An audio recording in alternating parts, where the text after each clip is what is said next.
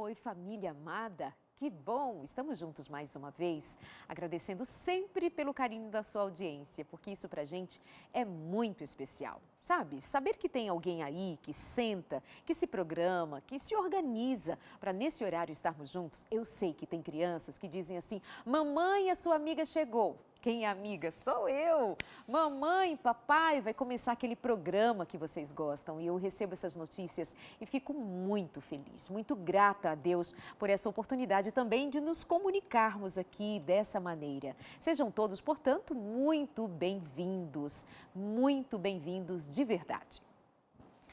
Nós estamos passando por um tempo, completa a frase, muito difícil, muito difícil. E a gente precisa encarar essa realidade e se dar conta de que para muita gente é ainda mais difícil. Porque diante do sofrimento, a gente descobre que o sofrimento pode nos fazer cegos, pode nos fazer insensíveis também, pode nos dessensibilizar no sentido de doeu tanto, tão profundamente, que a única coisa que te resta é a própria dor. E a própria dor tira da gente, muitas vezes, a condição de raciocinar e de entender as coisas como elas de fato são. Quer ver? Quando você está sentindo dor, fisicamente falando, sei lá, uma dor de cabeça, uma dor de dente, machucou o seu dedo e está muito ferido, você não consegue fazer uma conta matemática da mesma maneira que você faria se não estivesse sentindo uma dor. Você não consegue se comunicar da mesma maneira, você não consegue fazer o que você fazia facilmente porque você está sob o efeito da dor, você está resistindo a ela. E essa dor que nós temos sentido por uma pandemia, por uma desgraça que se abate sobre todos nós, muitas pessoas têm se perguntado, mas onde está Deus quando eu estou sofrendo, nós estamos sofrendo tanto assim? Se Deus é amor, como pode um Deus de amor ver tanta desgraça e não fazer nada por ela? Ou para nos socorrer dela? Como é que a gente consegue manter a fé? Como é que a gente consegue ser resiliente, espiritualmente falando? Será que é o seu caso? Será que você tem passado noites insones e pensado, meu Deus, o Senhor existe? É isso mesmo? A Bíblia, cheia de promessas, diz que quando nós clamamos, o Senhor responde. Por que orei e o meu pai, minha mãe, um filho, um parente, um amigo morreu? Por que tantas orações não foram atendidas se tem tantas pessoas orando? E estas perguntas, estas queixas, envolvidas com as agonias de seres humanos frágeis, como eu e você, pode nos levar a uma derrocada da fé. O que você pensa sobre isso? O que você entende destas coisas? Por que você pensa que sofrimento é como é, impacta como impacta? Como é que você lida com tudo isso? Você é uma das pessoas que está com a sua fé abalada? Você é uma das pessoas que tem conseguido crer ou tem descrido? Me fala de você, me conta. Vamos compartilhar aqui as nossas experiências.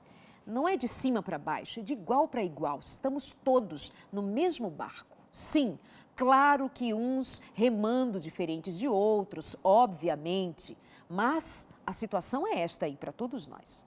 Como é que você lida? Eu espero você. Nós estamos nas nossas redes sociais, você pode falar com a gente no nosso Facebook. Nós estamos no Facebook Produção, hoje ao vivo, para quem não está de alguma forma em condição de nos assistir pela telinha na televisão. Você pode ir lá no Facebook, compartilhar com seus amigos, mandar esse link, pode ajudar a muita gente. Pode falar com a gente também, mandando as suas mensagens, nós também estamos no Instagram. Vem cá, participa com a gente, faz o programa aqui com a gente.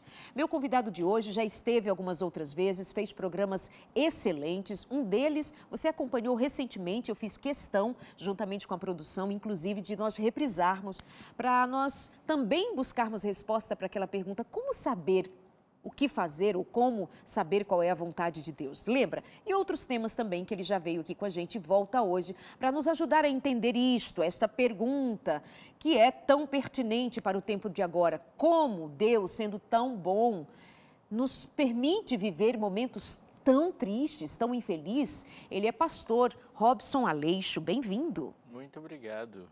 Estou me sentindo bem aqui. Seja bem-vindo mesmo, gosto muito de ouvi-lo, gosto das suas colocações, gosto da sua forma de raciocinar, aquilo que muitas vezes é até dito, né, comumente, mas a sua forma de trazer em palavras faz com que fique ainda mais claro. Mas hoje eu joguei pesado com você. Essa pergunta não é leve, Não. Segura a bronca e ajuda a gente a entender por onde a gente caminha para saber como assim um Deus tão bom, como tanto sofrimento, como lidar com isso. E a fé me ajuda a pensar, nos ajuda a pensar sobre isso.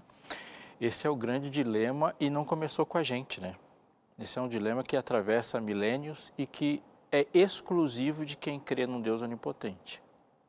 Porque se nós crêssemos num Deus que tem algumas limitações, as respostas seriam mais fáceis.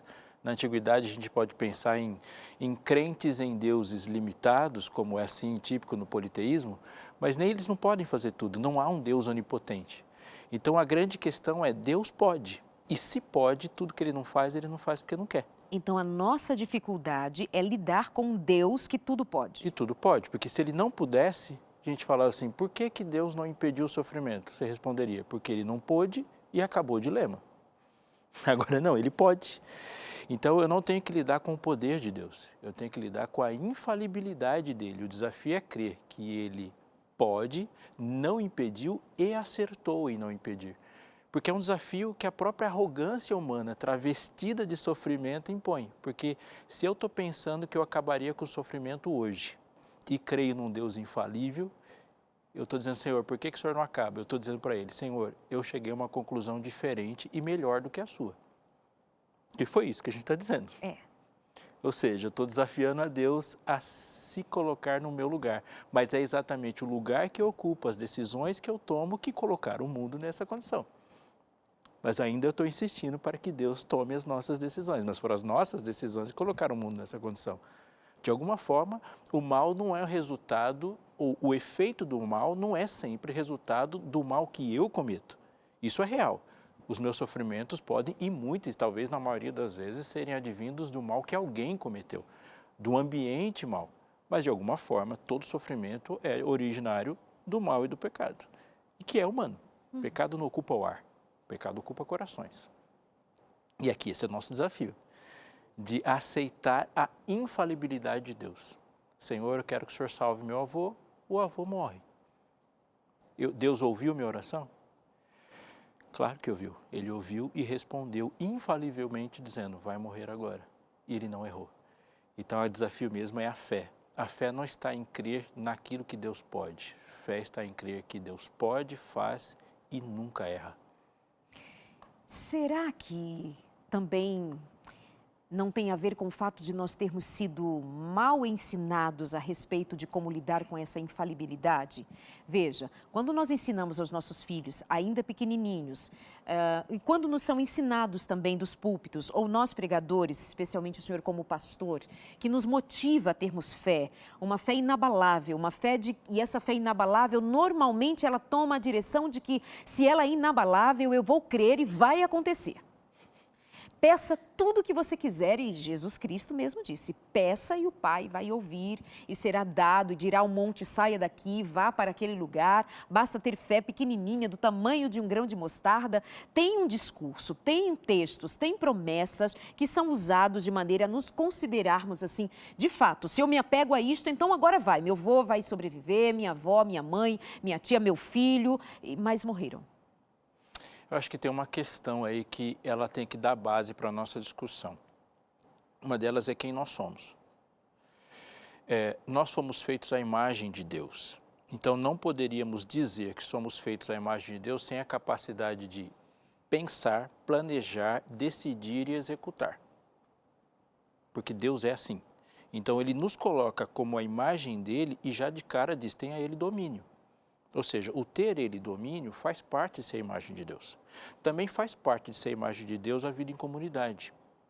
Deus é trino e se associa, se une na Trindade.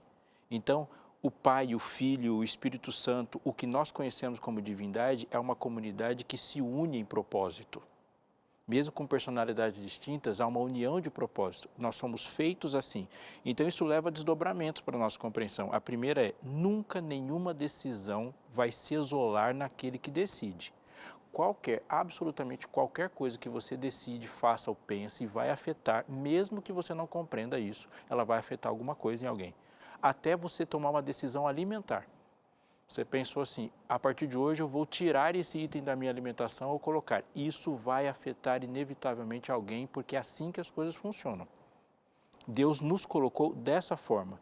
Então, isso é uma coisa que a gente tem que entender como base. Primeiro, nós somos a imagem e semelhança de Deus e com capacidade de decidir e executar essas coisas. E mesmo que essa execução, sendo má, ela usa atributos que Deus deu. A inteligência que eu uso para salvar alguém é a mesma inteligência que se usa para destruir alguém e eu vou dar conta da inteligência que eu uso. Tudo que eu faço afeta alguém.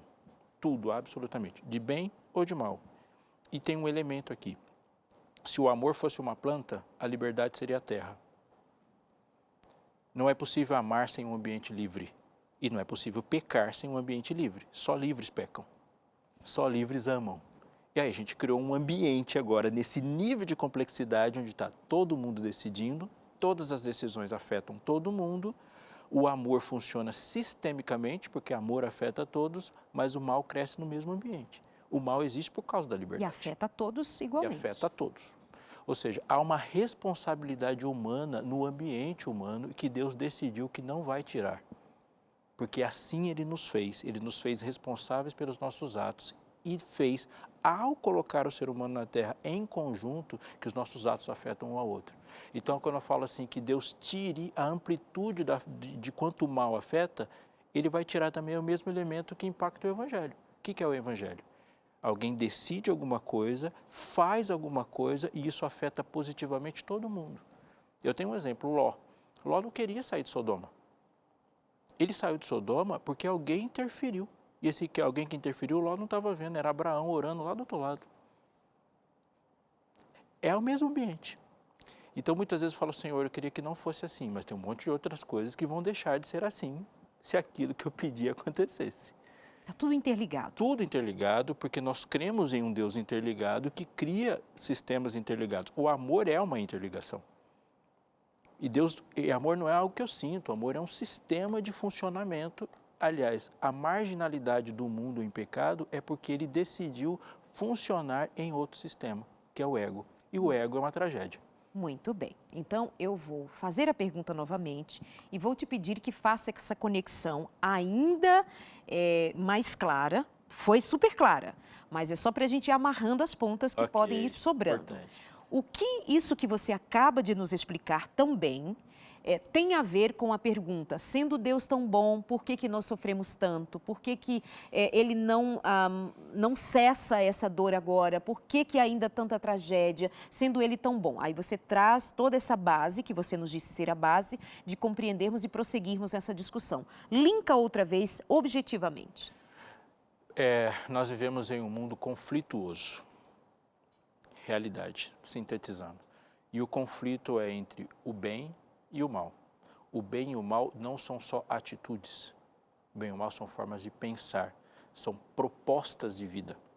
O mal, mais do que algo errado que eu faço, é uma proposta de vida. E uma vida sem amor, sem Deus. Isso é o mal. Isso está em toda parte. O mal predomina no mundo? Não. O bem predomina no mundo? Não também. Eles estão em conflito e nós estamos nesse conflito. Decidindo o tempo todo, afetando o tempo todo e sendo afetados o tempo todo. Essa é a realidade. Sintetizando, a pergunta é por quê? que o mal, que essa é a grande pergunta, afeta pessoas boas? Porque mal é isso. Isso é o mal. Deus não criou universos paralelos convivendo no mesmo planeta. Ele não fez isso. Nós estamos todos no mesmo lugar e todos no universo de Deus. Então, quando Deus chega para Adão e fala assim, Adão, não coma do fruto, hoje a gente consegue entender o que está nas entrelinhas. Adão, no dia que você comer o fruto, as coisas vão deixar de ter explicação. Porque isso é o mal. O mal é uma ausência de explicação, ele não é lógico. O bem é lógico.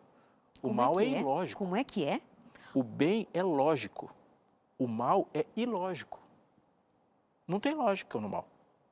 Não tem continuidade, como qualquer coisa ilógica. Não tem perpetuidade. Isso é o mal. Então, o mal é mal porque ele causa um dano ao que é bom. Porque se ele causasse dano só ao que é mal, ele seria uma opção de vida. Mas não é isso. O mal ele causa um dano ao bom. E o maior dano a um bom que o mal causou foi Cristo na cruz. Isso é o mal. Quando o universo olhou Jesus perfeito ali, o universo inteiro entendeu o que era o mal. Porque é isso, Jesus, quando ele abriu os braços na cruz, ele deixou bem claro o que era o mal. Ali estava mais claro do que qualquer outra coisa. Uau! Bom, você disse inicialmente assim, que a grande dificuldade é que nós não compreendemos como um Deus que pode tudo se limita, entre aspas, para resolver algumas questões da nossa perspectiva. Porque ele é um Deus absoluto. Exatamente. Mas a gente precisa entender como se dá essa dinâmica entre as criaturas e um Deus soberano, para a gente também se colocar no nosso lugarzinho de criatura, né? Para começar, né? Deus é soberano. Como é que... Aí você traz a seguinte colocação agora, que eu achei fantástica. O mal, justamente porque ele é mal, não tem uma explicação. Não tem. Se tivesse explicação, Deus teria permitido que houvesse duas formas paralelas de vida. Então vamos pensar. Personagens que quiseram explicações e não tiveram. Acho que a primeira pessoa que pediu uma explicação foi Adão, quando ele perdeu 2 filhos no mesmo dia. Qual era a explicação? O mal. Era disso que ele falava quando ele disse não peque, não coma o fruto. É esse tipo de coisa que iria acontecer. Um bom morreu por causa de um mal e ele perdeu os 2 no mesmo dia. Um para a morte, outro para o pecado. E você disse que o mal não atua no espaço, no vento, é no coração humano. O mal atua em corações, porque o mal são decisões más. E decisões más são pessoas que tomam. Baseadas em natureza má. Em natureza má, numa inclinação má, num coração conflituoso. É uma história muito boa que para mim eu acho que é fantástica na Bíblia para isso, é a de Jó. Porque Jó, ele dá um panorama, quase que um tratado sobre essas coisas. A maior lição que eu tenho de Jó, dentre as lições, começando com uma, é que Jó fala, Senhor, qual é a explicação para isso? Porque Jó tem várias certezas e a soma das certezas de Jó dá uma dúvida. Ele tinha certeza de que ele é bom, e essa é uma coisa interessante, quando a gente fala assim, por que o mal, ele ataca o bom? E Deus responde, ninguém é bom. A premissa já está falsa. Só tem um bom que é Deus. Que a gente pergunta, né? Por que os inocentes sofrem? E diante de Deus, ninguém é inocente. Ninguém é assim, né? O padrão de inocência mesmo, de pureza, só Deus. Só Deus. E a gente vai gastar um bom tempo no juízo para explicar exatamente o contrário. Porque há que ter uma necessidade de a gente explicar para aquele anjo do céu que viu o companheiro dele ser expulso porque pecou e vai conviver a eternidade com a gente que pecou também. Isso é uma explicação muito mais difícil. E é essa pergunta que juízo vai se dar, não a outra que a gente faz. É verdade. É o contrário que é a grande pergunta, porque... Pastor, segura aí, deixa eu só lembrar aqui uma coisa para vocês. Estamos aqui entre amigos, né? Uma multidão de amigos. Por que esse tema é tão importante dentro do consultório de família? Ele é um tema que cai bem para tantos outros programas de teologia aqui da Novo Tempo. Aqui, normalmente, nós tratamos de temas de relacionamento, né? Basicamente. Mas nós estamos vivendo num tempo atípico do curso que nós íamos seguindo até o ano passado. E esta pergunta impacta diretamente a experiência das famílias. Essa é uma pergunta que as famílias estão lidando com elas, porque o pai que está enterrando o seu filho, a mãe, são famílias inteiras que estão morrendo. Eu estava vindo para cá e a notícia de que uma família morreu em 3 dias. outra família em 40 dias, 42 dias, todos morreram de uma única casa. Nós estamos falando de famílias, nós estamos falando de pessoas que estão sofrendo em sua intimidade, em sua vida pessoal, não é só o que está assistindo à distância. Então essa é a pergunta do pai, a pergunta da mãe, a pergunta dos filhos, é a pergunta de todos nós. É a pergunta para o consultório de família, para você que agora está orando pelo seu filho que está no hospital, a sua mãe que está no hospital, por aquele que está entubado, por aquele que está em situação de risco altíssimo, ou com outras enfermidades, está com câncer, tem doença mental, tem tantas, mas tantas desgraças acontecendo junto, e a gente precisa chamar isso para a família. Pai, você precisa responder isso, quem sabe, para o seu filho. Você precisa dar conta, muitas vezes, de uma pergunta de uma criança. Mas, pai, por quê? Eu orei tanto e a vovó morreu. Então, essa é uma questão de família. Senta, presta atenção, deixa essas palavras repercutirem segundo a sua fé ou para a sua fé. Então, hoje eu converso aqui com o pastor Robson Aleixo e a questão é essa, está posta. Como é que a gente tem fé num ambiente tão controverso como esse? Como é que a gente responde a uma questão que é milenar? Por que um Deus tão bom não impede o mal? Por que Satanás não foi destruído? Por que o inferno? Por que isto? Por que a rebelião? Sabe, são questões pertinentes para o nosso dia a dia e disso também depende os nossos relacionamentos interpessoais, porque tem a ver com o nosso relacionamento direto com Deus. Explicado, te devolvo a palavra, porque é sempre bom a gente pontuar para ficar justamente posto qual é a intenção do programa, qual é a minha intenção em propor esse tema. É pensando que nós estamos precisando de um norte com relação a isso também, porque a nossa fé, se a fé de João, quando estava preso para perder a cabeça, ficou ali, será que é o mestre, é o Messias? Será que é o Messias? Imagina eu e você frente às dificuldades da vida. E a gente precisa estudar antes, pensar antes, orar antes, considerar antes a vontade de Deus para nós. Pastor. É interessante, e você me fez lembrar de que Jó é atingido exatamente nesse ponto. A primeira coisa que lhe atinge frontalmente é que ele foi atacado na sua família. Isso é muito importante. E ele foi atacado na sua família e tem que lidar o tempo todo não só com o sofrimento dele. Ele lida com o sofrimento dele e com o sofrimento da esposa, que expressa o sofrimento o tempo todo.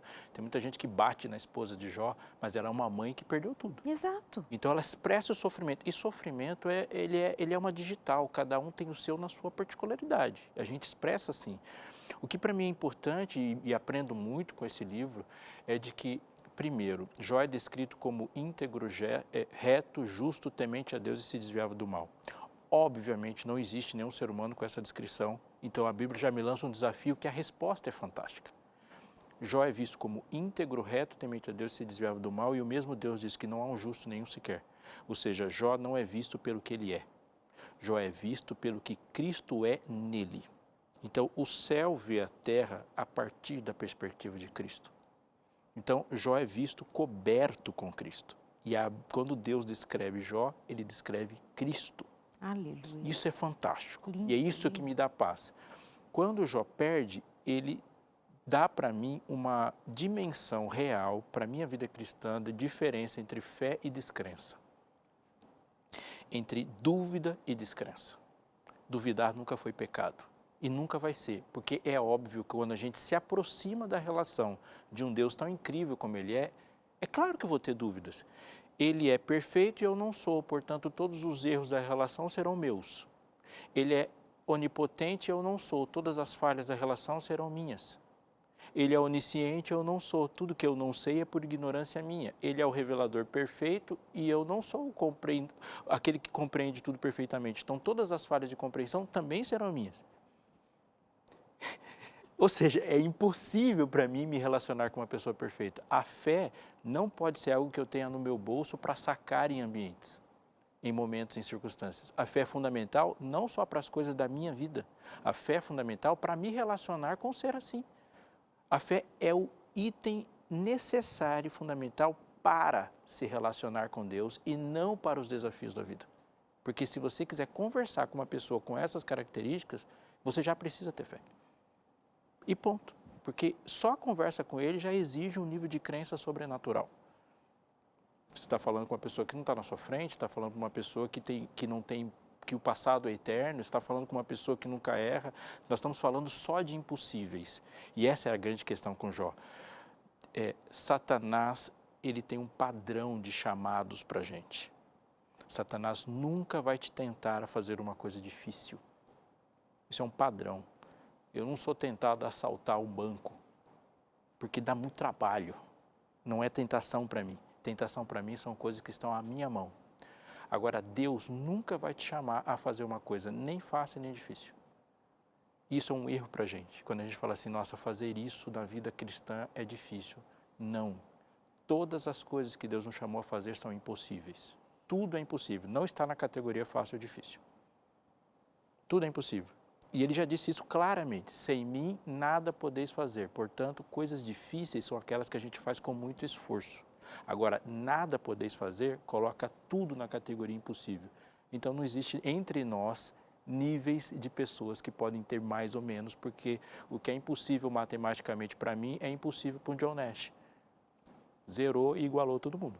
Porque é impossível iguala todos os seres humanos. Então, o desafio de Jó não é um desafio difícil. O desafio de Jó é impossível.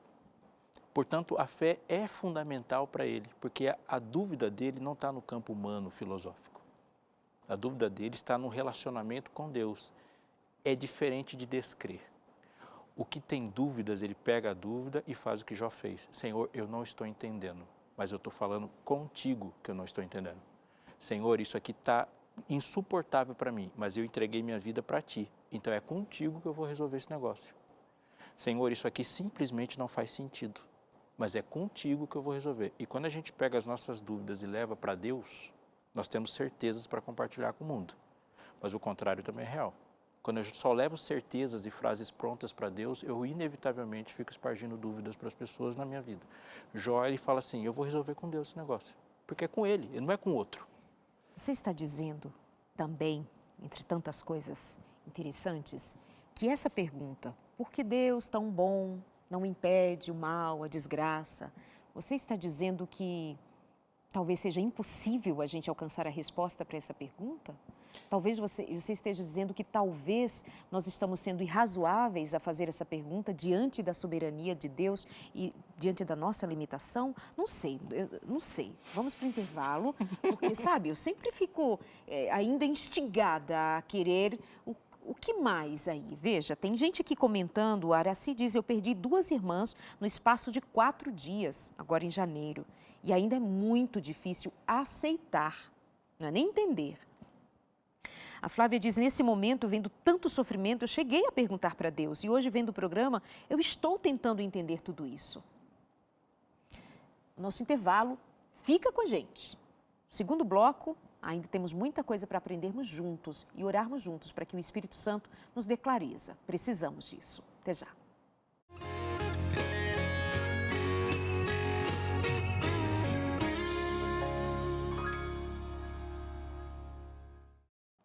Eu tenho a família, eu tenho a revista Entre Família para mandar. A família eu também tenho, né? É claro, graças a Deus. Mas tenho aqui a revista Entre Família para mandar para você de presente, para você estudar, sabe, gente? A gente precisa estudar sobre ser pai, sobre ser mãe, sobre ser marido, mulher, nesse ambiente familiar. Tem muitos segredinhos que quando a gente inteligentemente e intencionalmente pratica, a gente alcança resultados diferentes. Ah, mas quando a minha mãe casou, quando fulano casou, não sabia de nada. Poderia ter evitado muito sofrimento. Conhecereis a verdade vos libertará. E a gente estudiosa, a gente experiente e a gente que está pronta e que produz muita coisa para nos auxiliar. Então está aqui um material prontinho para você. São 15 lições sobre sexualidade, sobre comunicação, sobre educação dos filhos. Tem até falando sobre saúde, os remédios que devam ser usados na prática de uma vida saudável, espiritualidade. Quando o amor acaba num casamento, se acaba, por que acaba? Já fizemos um programa sobre isso, né, pastor? Foi um excelente programa. Está lá no nosso canal no YouTube. Te convido a inscrever-se no nosso canal no YouTube. Tem uma família grandona lá que consome os nossos programas, compartilha, assiste outra vez, presta atenção nas palavras. Então vai lá e se inscreve. Tanto se inscreve no canal como manda sua mensagem para a gente dizendo: Darleide, manda para mim a revista Entre Família. Aí eu vou te mandar. Pode ser por telefone, no horário comercial 0 operadora 12 21 27 31 21, ou você anota aí agora o nosso WhatsApp para você mandar uma mensagem, salva nos seus contatos também e manda uma mensagem dizendo assim: Darleide, manda para mim a revista Entre Família, e aí eu vou mandar para você, tá bom? Com muito carinho, Entre Família. Entre Nós é uma excelente alternativa de você melhorar e muito o seu ambiente em família, tá bom? Beijo, obrigada a você que já pediu a sua revista e principalmente a você que é um anjo da esperança e nos ajuda a manter essa condição de produzir e manter cursos bíblicos na casa, na vida de tantas pessoas. Você que já é um anjo da esperança, um abraço e muito obrigada. Deus abençoe a você. Nós estamos conversando hoje com o pastor Robson Aleixo. Ele vem do UNASP São Paulo, que é uma das nossas universidades aqui em São Paulo. Ele é responsável pela condução espiritual ali dos alunos da faculdade, tanto do pessoal do externato, do internato, para o pessoal, assim, super acreditar que você é legal. Manda um abraço para a galera lá, né? Opa, isso é muito bom. Eu quero mandar um abraço aí para a galera lá do NASP, do meu coração, minha casa. A você, aluno externo e interno, que a gente se comunica assim de longe, né? E a gente está vivendo um momento muito interessante. Às vezes eu encontro com um aluno e falo: você que é meu pastor. Porque eu cheguei junto com a pandemia e a gente não se vê. Eu posso aproveitar e mandar um recadinho? Sim. A gente tem se comunicado e algumas pessoas perguntam: pastor, onde estão os seus conteúdos? No YouTube do UNASP. Se você digitar lá UNASP C1, a gente tem colocado muitas coisas lá. Eu aproveito, eu coloco poucas coisas em minhas redes sociais pessoais, mas no YouTube do UNASP tem bastante coisa lá, meditações diárias, umas programações de domingo lá, principalmente para o aluno que é externo e para quem está acostumado a buscar conteúdos nessas plataformas, bastante coisa lá, o NASP C1.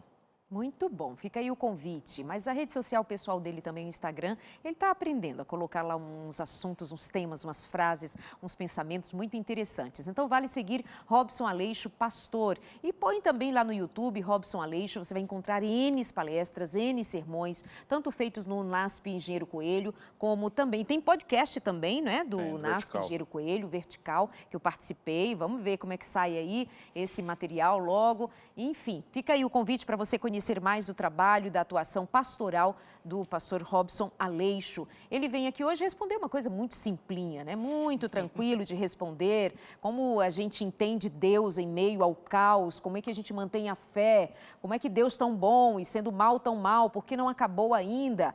Bom, e aí uma questão que uma das nossas seguidoras e, enfim, quem está nos assistindo agora também, nos mandou foi dizendo que diante das dificuldades, né, de tantas coisas acontecendo, ela resolveu aceitar. Como é que é essa aceitação? Como é que a gente lida com isso? Aceitar significa o quê exatamente? Ou deveria significar o quê?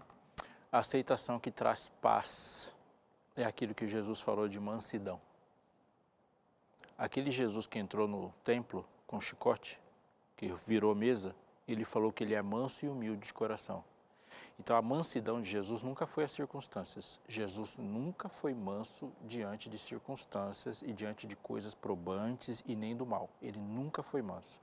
A mansidão de Jesus foi a aceitação da condução do Pai e da lei de Deus enquanto ele vivia aqui. Isso é mansidão. Mansidão, manso, do grego praus, domável, aquele que permite ser guiado. É confiar intensamente, profundamente nas intenções de quem está agindo para te educar, para te levar, para te transformar. Mas espera aí, não pode deixar dúvida. E aí isso é muito importante. Como é que Jesus, a sua fala, Jesus nunca foi manso diante das circunstâncias, do mal, como assim ele nunca foi manso? Repete. Você deve aceitar a morte? Não, isso é impossível. A morte é o intruso no universo de Deus. Ela nunca vai ser aceita. Nós vamos aceitar o mal e o dano que o mal causa? Não, nós não aceitamos. E o não aceitar o mal faz parte daquilo que Deus está fazendo no meu coração. Ele está transformando-me exatamente para isso, para que eu não aceite o mal em nenhuma das suas formas. O que eu aceito é Ele. O que eu aceito é saber que Deus está me guiando. O que eu aceito é saber que quando eu olho para o vale da sombra da morte, eu pergunto para o pastor, por que eu estou passando por aqui se você está me guiando? E a resposta é, porque tu estás comigo. A questão não é se há vale ou monte. A pergunta é com quem você atravessa o vale ou monte. Essa é uma escolha que eu faço. Então eu aceito que Deus não erra. Eu aceito que Deus me ama. Eu aceito que Deus é soberano. Eu aceito que eu estou fazendo escolhas e sou livre nas minhas escolhas. Mas Deus também está fazendo escolhas e é livre nas escolhas. E se houve algum erro, nunca foi o dele. Isso eu aceito. E essa aceitação é que me permite dormir. Porque eu só durmo porque ele está acordado. Isso eu aceito. Eu aceito que ele está ali. Eu aceito a graça. Eu aceito a graça. Digamos que eu te conte uma história. E a história é só isso, só tem esses detalhes. Existe um ser onipotente, todo-poderoso de fato, que em um momento ele mandou uma chuva para a terra que foi tão grande, que destruiu toda a humanidade e só sobreviveram 8 pessoas. A sua impressão sobre esse Deus, ela não vai ser uma impressão boa. Você aceita essa história porque você conhece mais elementos do caráter desse Deus e mesmo que essa história sozinha seja de difícil explicação, você a interpreta porque você conhece as intenções do personagem. Então, fé é confiar nas intenções de Deus mais do que nas ações de difícil explicação. Como é nas nossas relações?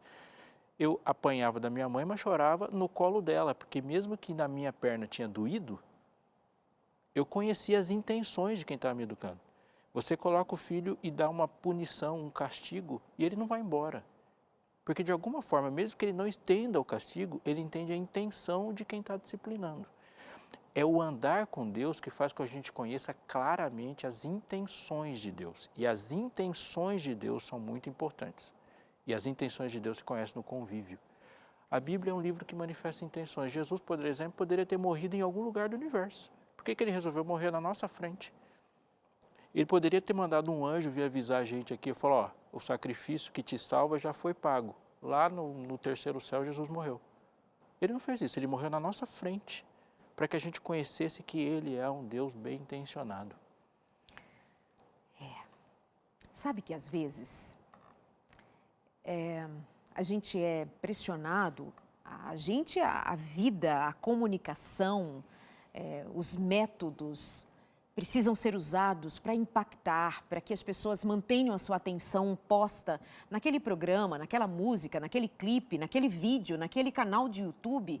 E a gente investe muito na dinâmica. Tem que ser rápido, e tem que chamar atenção, e tem que ser impactante, e tem que ser pouco tempo.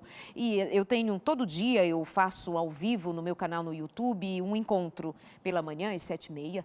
E tem gente que diz assim, Darleide, poderia ser um pouco mais rápido, porque tem gente que tem preguiça ou não tem tempo. Deixa eu dizer uma coisa aqui para vocês, o que às vezes eu digo lá. Olha, estou aqui num programa, 2 blocos, 54 minutos no total. E nós estamos aqui apenas 2 pessoas conversando, você interagindo. E para alguém pode ser assim, maçante, podia ter uma chamada, podia ter um vídeo, podia ter um negócio. Mas pensa comigo. Sabe o que está faltando muitas vezes? É a gente pensar mais profundamente sobre temas que não são simples de se explicar num vídeo de 3 minutos. Num vídeo que não é capaz, por conta do tempo, se em 1 hora é pouco, e uma vida é pouco, e uma eternidade será pouca para a gente entender coisas profundas de Deus, imagina aqui no nosso tempo, nosso espaço limitado e nossa condição limitada, muitas vezes a gente vai precisar sim parar e pensar em coisas que parecem mais jargões no nosso dia a dia. Não, Deus é bom, Deus é grande, Deus é mas quando bate a morte na porta da sua casa ou na sua cara, você toma o impacto e diz assim, opa, como é que eu me sustento nessa agora? Então pensa bem, pensa muito bem. Nós estamos vivendo um tempo extremamente difícil e nós não vamos negar para você, ainda que nós somos aqui o canal da esperança, os tempos ficarão mais difíceis e cada vez mais difíceis. E como diríamos comumente, salve-se quem puder, não, Senhor, salva-nos, a começar de nós mesmos, das nossas dúvidas, da nossa pouca fé, da nossa limitação. E a gente muitas vezes quer dar ordem a Deus, quer determinar o que Deus tem que fazer, o que Ele deixa de fazer. Então, O que está sendo posto aqui é mais uma vez uma oportunidade de a gente parar e pensar para o dia de hoje, para a noite de hoje, para o dia de amanhã. O que a minha fé significa hoje diante das dificuldades, das terríveis catástrofes, desgraças, más notícias que nós enfrentamos agora? Como é que você lida com a ideia de um Deus que é assim? E aí, eu me lembrando que hoje, pastor, eu conversava com uma moça que ela me disse: Darlide, eu não conheço muito bem a falta de conhecimento que você dizia, que a gente precisa conhecer as intenções de Deus, mas às vezes a gente não conhece o mínimo de Deus, né? E ela dizia assim: Darlide, eu estou com dificuldade de estudar a Bíblia, porque eu leio no Antigo Testamento um Deus mau. Ela usou essa expressão, um Deus mau. Mas eu chego no Novo Testamento e Deus é bom.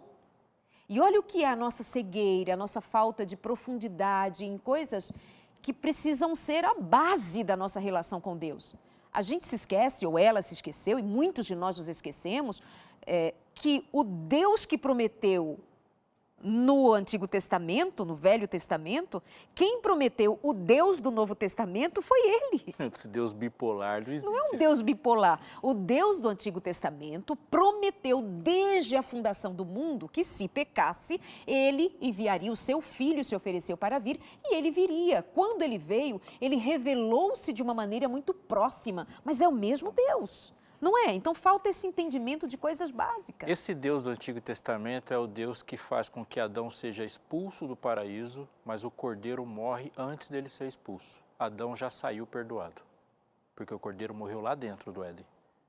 Então, Adão já saiu na certeza de que ele foi perdoado. Ele não permitiu que o filho saísse antes. O cordeiro da Páscoa, ele morre no Egito, ele não morre em Canaã. Quando o povo de Israel saiu do Egito, eles já saíram com o sangue na porta. Então o cordeiro já era presente. Ele morre antes. O eu não te condeno sempre veio antes do vai não peques mais. Sempre veio antes, porque a salvação veio antes. Um cálculo simples. Noé pregou por 120 anos. Portanto, o dilúvio caiu no ano 600 da vida de Noé. Então ele começou a pregar no ano 480 da sua vida. Os filhos nasceram no ano 500, mas no ano 480 Deus olhou para ele e falou assim: vai entrar na arca tu, teu filho. Como teu filho? Ele nem tinha filhos ainda, porque os filhos dele foram nascer e ele já estava construindo a arca fazia 20 anos. Cada prego que ele bateu na certeza que os filhos que ele iria ter, estariam na arca. E esse é o Deus do Antigo Testamento. É o Deus que deixa uma porta aberta. O Deus é que fala assim: não temas porque eu te chamei-te pelo meu nome. Não depende de você, depende de mim, tu és meu. É o Deus que fala: com amor eterno te amei, por isso com benignidade te atraí. É o Deus que fala assim: vocês vão voltar para cá, buscar-me-eis e me achareis quando me buscardes de todo o vosso coração. Eu vou mudar a vossa sorte.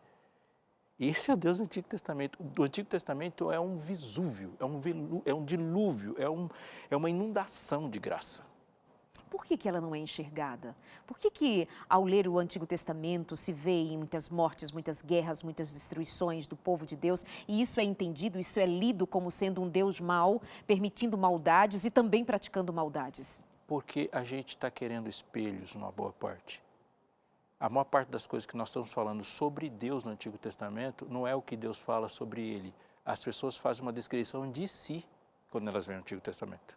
Porque o que aparece de mal e de barbaridade no Antigo Testamento não é Deus que está fazendo, são seres humanos que fizeram. Jesus chegou para Abraão e falou: Abraão, isso para mim é uma história interessante, inclusive que responde uma das questões que estamos levantando aqui. Deus chegou para Abraão e falou assim: Abraão, você vai voltar para cá, para Canaã, na 4ª geração. Vocês vão ser afligidos por 400 anos, e diz assim: porque ainda não se encheu o limite da iniquidade dos amorreus. Você vê um Deus que chega e manda o povo entrar em Canaã e ele provoca mortes do povo de Canaã. Mas a gente tem que ver que antes disso acontecer, Deus fala para Abraão assim: e vai existir uma escravidão para você. Mas vocês só vão ficar escravos por 400 anos porque ainda não se encheu o limite da iniquidade dos amorreus. Ou seja, eu vou dar quase meio milênio de chance para essas pessoas estarem aqui. Então, quando a gente vê o povo de Israel entrando em Canaã e Deus fala assim: essa cidade aqui precisa ser exterminada, mas Deus deu meio milênio de chance para aquelas pessoas. Milênio. Abraão, enquanto o povo de Israel estava escravo no Egito, Deus estava trabalhando para a conversão daquelas pessoas em Canaã. Deus chegou para Noé e falou assim, você vai abrir a porta da arca. Você vai abrir a porta da arca e quem quiser vai entrar na arca. A gente gosta de falar da arca e fala dos animais que entraram na arca, mas a arca não foi feita para animais. É que os animais aceitaram entrar. Os animais entraram. As pessoas não entraram na arca e todas as pessoas que morreram no dilúvio morreram porque quiseram morrer. Porque tinha arca. Não foi a água que matou os antediluvianos. Foi a não aceitação de entrar. O que está embaçado é a nossa visão a respeito do que a gente encontra no Antigo Testamento. Exatamente. A nossa visão é que precisa ser desembaçada para a gente encontrar a expressão do amor e da graça de Deus manifesta em toda a palavra, em todo o livro sagrado, em toda a Bíblia. Pastor, vamos aqui chamando algumas questões que chegaram agora para a gente. Olha, a Erisvalda diz, nós humanos temos essa vontade de perguntar para Deus, mas também precisamos saber que muitas vezes não adianta fazer essas perguntas. É verdade. Ela já decidiu que é melhor não fazer essas perguntas. Jó não teve resposta. Eu me emociono quando eu falo disso. Jó não teve resposta porque ele teve uma coisa muito melhor. O que ele teve? Ele teve uma presença. O que Deus falou para Jó, assim, Jó, o que você precisa saber é que quando você olha para o trono, ele não está vazio. É isso que você precisa saber. Porque se você te der uma resposta e a resposta for o mundo está descontrolado, essa resposta não vai te satisfazer. Então a resposta que Deus deu é aquilo que ele precisava, não o que ele perguntou. Porque nós estamos reclamando da imperfeição do mundo, mas a nossa compreensão também é imperfeita. Nós estamos no mundo. O que Deus disse assim, olha, se você olhar para a manjedoura, ela vai estar vazia. Se você olhar para a cruz, ela vai estar vazia. Se você olhar para a tumba, ele vai estar vazia. Mas o trono nunca foi vazio. Eu estou no controle. Quando Deus olhou para os discípulos tristes, ele disse assim, eu vou te dar um consolador. Deus não prometeu respostas, ele prometeu uma presença. Então não troque uma explicação ou não troque uma companhia por uma explicação. A solução é a companhia e a presença de Deus e não as explicações. Explicar o problema não diminui o problema. O que diminui o problema ou aniquila o problema é uma companhia de Deus. Todo mal, em última instância, é por causa da distância que temos de Deus. Senhor, quando será a tua vinda? Senhor, por que vais? Ficaram muito tristes, né, com a partida de Jesus. Mas, Senhor, quando? E o Senhor não deu resposta. Ele deu o Consolador. Ele deu, eis que estou convosco todos os dias até a consumação dos séculos. Eu prefiro isso do que uma resposta. É muito melhor. Sensacional. Bendito seja o nome de Deus. A companhia de Deus é a nossa melhor resposta. Ainda que eu ande pelo vale da sombra da morte, não temerei mal nenhum, porque eu conheço perfeitamente o vale. Não, é porque tu estás comigo. Isso é que dá segurança para a ovelha. É porque o vale está lá, mas o pastor também. O pastor é maior que o vale. O sofrimento é inevitável. Você com 10 anos de idade já tinha concluído isso. Sendo de Jesus, você vai sofrer. Não sendo de Jesus, você também vai sofrer. Onde eu escolho se esse sofrimento vai ter propósito ou não. Isso é uma escolha que você tem. Porque sem Cristo há sofrimentos, mas eles não têm propósito.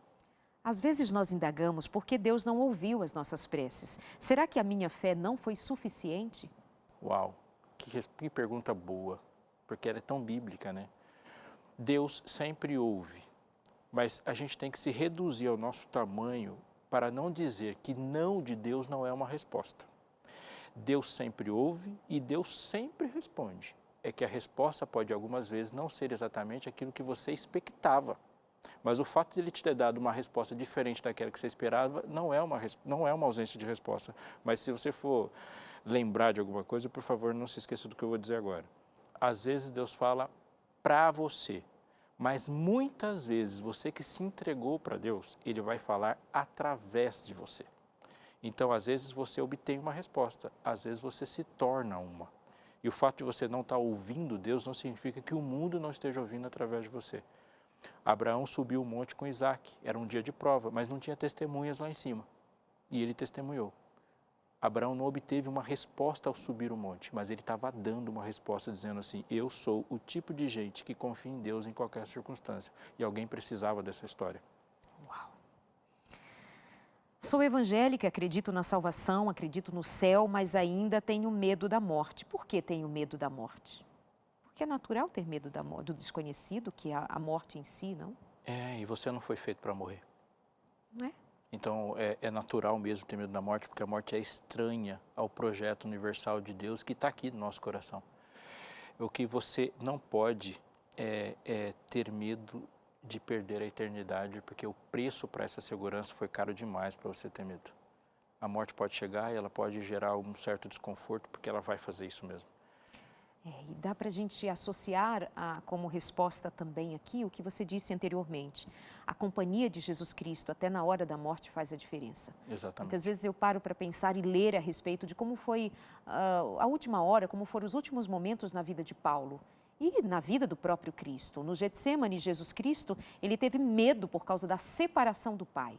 Depois que ele entende que o Pai aprova o que estava proposto desde antes da fundação do mundo, Jesus se levanta do Getsemane, segue o seu calvário, vai até a cruz e ao final ele diz: Pai, em tuas mãos eu entrego o meu espírito. Ele sabia que o Pai estava aprovando o seu sacrifício na cruz. Isso faz total diferença.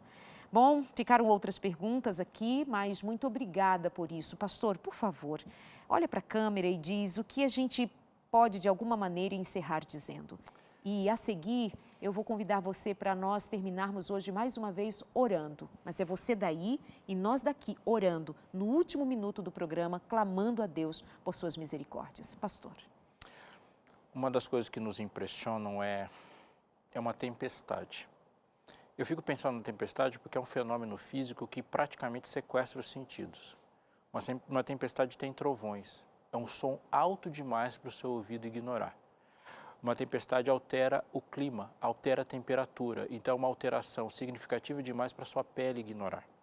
Uma tempestade tem raios e é luz forte demais para os seus olhos ignorarem. Ou seja, a tempestade pega o ouvido, ela pega a pele, ela pega os olhos. Ela é sequestrante por natureza.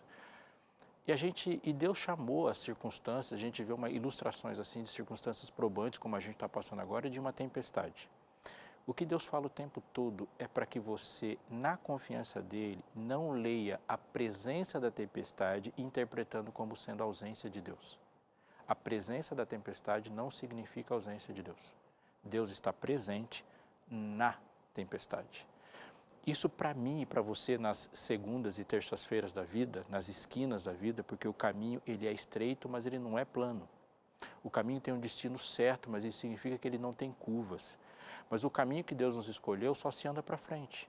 É bom saber que no caminho estreito as manobras são difíceis, porque assim, senão a gente voltava toda hora. Então a gente bate, mas continua. O que eu quero dizer para você é que nem todas as perguntas que você faz vão ter respostas agora, mas se você desistir do caminho, você não vai ter resposta nunca.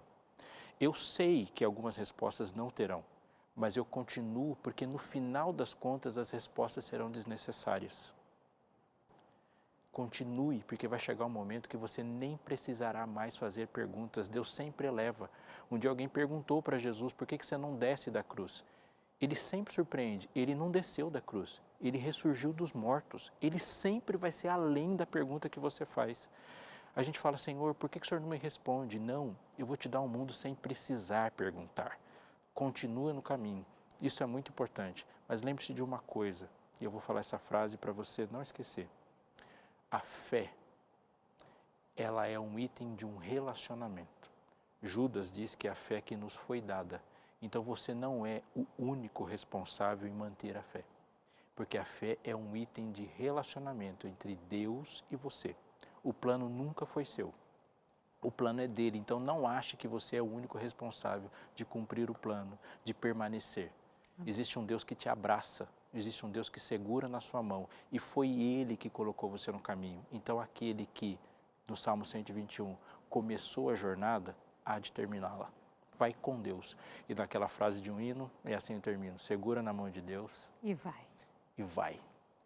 Obrigada, pastor. Muito obrigada pelo exercício de fé também, de sair de São Paulo e vir aqui nos estúdios para deixar esse tempo de reflexão para a gente com palavras tão apropriadas. Deus o abençoe a você e a sua família. Que Deus te abençoe. Nós terminamos aqui em oração. Ore conosco também. Que o Espírito de Deus te conduza a crer em qualquer circunstância, em qualquer situação. Deus é Deus. Deus te abençoe. Vamos orar.